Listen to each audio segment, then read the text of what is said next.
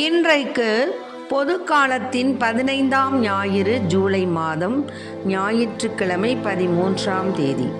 இன்று தேவன் நமக்கு தரும் ஜீவநீர் ஊற்றான இறை வார்த்தைகள் இணைச்சட்ட நூலிலிருந்து வாசகம். இயல் 30 இறை வார்த்தைகள் 10-14 முடிய. மோசே மக்களை நோக்கி கூறியது: உன் கடவுளாகிய ஆண்டவரின் குரலுக்கு செவி கொடு. சட்ட நூலில் எழுதப்பட்டுள்ள அவர்தம் கட்டளைகளையும் நியமங்களையும் கடைபிடி. உன் முழு இதயத்தோடும் முழு உள்ளத்தோடும் உன் கடவுளாகிய ஆண்டவரிடம் திரும்பு. ஏனெனில் இன்று நான் உனக்கு கட்டளையிடும் இந்த கட்டளை உனக்கு புரியாதது இல்லை, உன்னிடம் இருந்து வெகு தொலையிலும் இல்லை. நாம் அதை கேட்டு நிறைவேற்றுமாறு நமக்காக யார் விண்ணகத்துக்கு போய் அதை கொண்டு வருவார் என்று நீ சொல்லாதவாறு அது விண்ணில் இல்லை. நாம் அதை கேட்டு நிறைவேற்றுமாறு நமக்காக யார் கடல் கடந்து சென்று அதை நம்மிடம் கொண்டு வருவார் என்று நீ சொல்லாதவாறு அது கடல்களுக்கு அப்பால் இல்லை. ஆனால் நீ அதை நிறைவேற்றுமாறு வார்த்தை உனக்கு மிக அருகில் உள்ளது, உன் வாயில் உன் இதயத்தில் உள்ளது. ஆண்டவரின் அருள்வாக்கு. இறைவா உமக்கு நன்றி. ஆட்கொண்ட தெய்வம் திருப்பாதம் அமர்ந்து ஆறுதல் அடைகின்றேன், அமைதி பெறுகின்றேன். ஆட்கொண்ட தெய்வம் திருப்பாதம் அமர்ந்து ஆறுதல் அடைகின்றேன், அமைதி பெறுகின்றேன். புயல் வீசும் கடலில் தடுமாறும் படகை தாங்கிடும் நங்கூரமே, தாங்கிடும் நங்கூரமே, தாங்கிடும் நங்கூரமே. எதிர்காற்று வீச எதிர்போரும் பேச என்னை காக்கும் புகலிடமே, என்னை காக்கும் புகலிடமே, என்னை காக்கும் புகலிடமே. இருள் நீக்கும் சுடரே என் இயேசு ராஜா, என் வாழ்வின் ஆனந்தமே, என் வாழ்வின் ஆனந்தமே, என் வாழ்வின் ஆனந்தமே.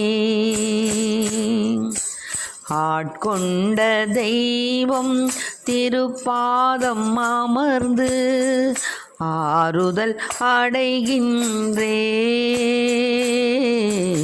அமைதி பெறுகின்றேன், அமைதி பெறுகின்றேன். இன்றைக்கு நம் தேவன் தரும் ஜீவநீர் ஊற்றான இறை வார்த்தைகளை கேட்டோம். என்ன அழகாக சொல்கிறார் பாருங்க. மோசே மக்களை பார்த்து சொல்கிறாரு, உன் கடவுளாகிய ஆண்டவரின் குரலுக்கு செவி கொடுங்கப்பா. நீங்கள் இப்படி செவி கொடுக்காமல் முரட்டுத்தனமாக உங்கள் இஷ்டத்துக்கெல்லாம் இருந்தீங்கன்னா ஒன்றும் அதனால் உங்களுக்கு பிரயோஜனம் கிடையாது. சட்ட நூலில் எழுதப்பட்டுள்ள அவர்தம் கட்டளைகள் நியமங்களை பார்த்து கடைபிடிங்கப்பா. அதை கடைபிடிக்கிறது எப்படின்னா, உங்கள் முழு இதயத்தோடு உங்கள் முழு உள்ளத்தோடு உங்கள் கடவுளாகி ஆண்டவரிடம் திரும்பணும். சும்மா நான் சொன்னேங்கிறதுக்காகலாம் நீங்கள் வர தேவையில்லைப்பா.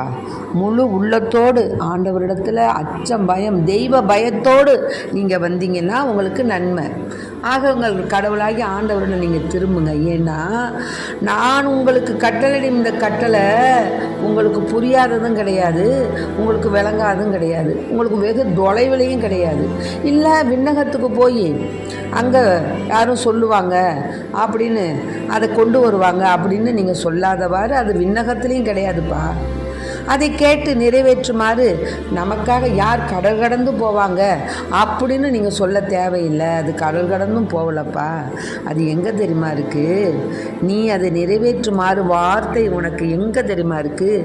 மிக மிக மிக மிக அருகில். எங்கே? உன் வாயில், உன் இதயத்தில் உள்ளது. அடாடாடா, என்ன அற்புதமான வார்த்தை பாருங்க. இதே வார்த்தை தான் இன்று தேவன் நம்மை பார்த்து சொல்கிறார்.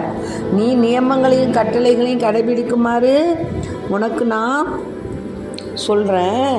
அதை நீ முழு இதயத்தோடும் முழு உள்ளத்தோடும் நீ நொறுங்கின ஆவியோடு நீ அதை கடைபிடிக்கணும். சும்மா எல்லாரும் சொல்கிறாங்களே அப்படிங்கிறதுக்காக நம்ம செய்யக்கூடாது.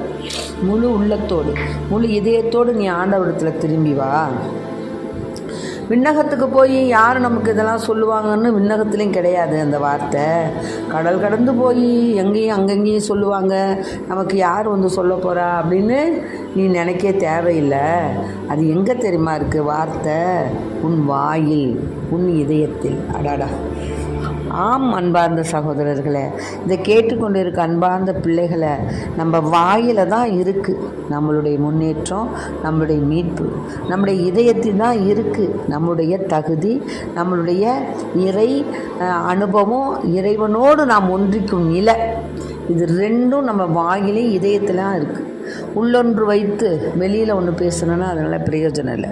அதான் சேசப்பாவே சொல்கிறாரு, நீ முழு உள்ளத்தோடும் முழு ஆன்மாவோடும் நீ என்னை நேசி அப்படிங்கிறார்.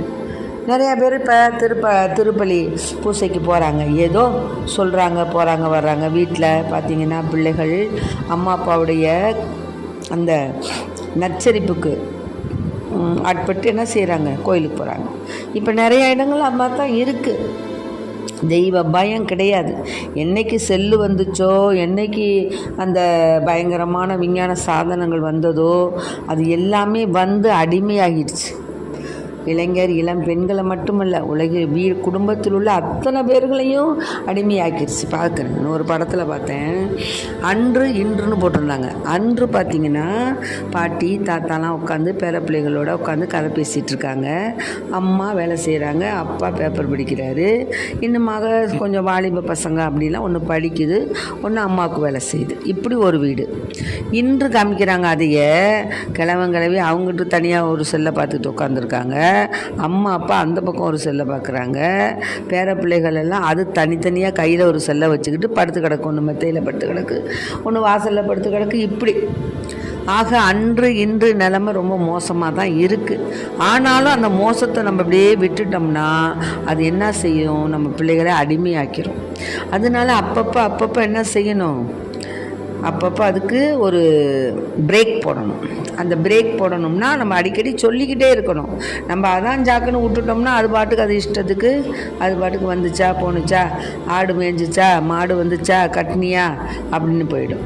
ஆகவே அன்பு பெற்றோர்களே, உங்கள் பிள்ளைகள் இடத்துல நீங்கள் கண்டிப்புள்ள பிள்ளைகளாக, கண்டிப்புள்ள பெற்றோர்களாக இருக்கணும். பிறம்பு எடுக்காத வரையிலும் குழந்தை உருப்படாதுன்னு சொல்கிறாங்க, நம்ம பைபிள்லே படிக்கிறோம்.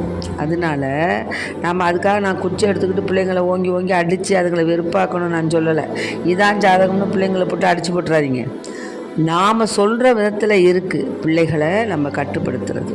இப்போ தான் தாய்மார்கள் சோறு ஊட்டும் போது என்ன செய்கிறாங்க, அந்த காலத்தில் நிலா நிலா ஓடிவா நில்லாமல் ஓடிவான்னு பச்சை கிளி வா வா எனக்கு முத்தம் அப்படின்னு பார்க்குற பாட்டு பாடினாங்க. இப்போ என்ன பண்ணுறாங்க, செல்லை கையில் கொடுத்துட்றாங்க.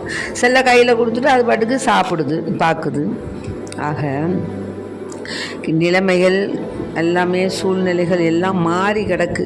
அந்த மாறி கிடத்துக்கு தகுந்த மாதிரி நாம் என்ன செய்யணும், பிள்ளைகளுக்கு ஒரு பாடமாக இருக்கணும். அவங்களுக்கு நம்ம புது அதாவது என்ன இதனால் என்ன நியாயம் அப்படிங்கிறத நம்ம பிள்ளைகளுக்கு எடுத்து சொல்லணும்.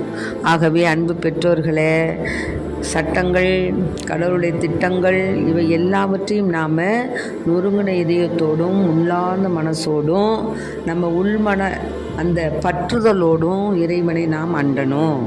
இறைமகனிடத்தில் நாம் அண்டி அவருடைய போதனைகளை நம்ம கேட்கணும். ஆக நமக்கு இறை வார்த்தைகள் எங்கே இருக்குதுன்னு சொல்கிறாங்க, நிறைவேற்றுமாறு இறை வார்த்தை நம்ம வாயில் இருக்குது, இதயத்தில் இருக்குது. ஆகவே நாம் பிள்ளைகளுக்கு எடுத்து கூறணும்.